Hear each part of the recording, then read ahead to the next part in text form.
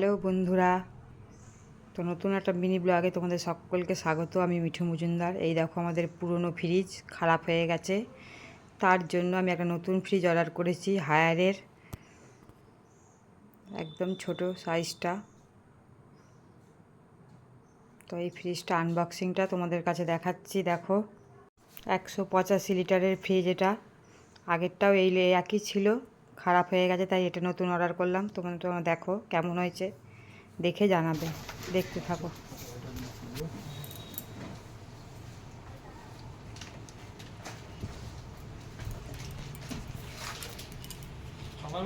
বাবু বাবু বাবু সেটা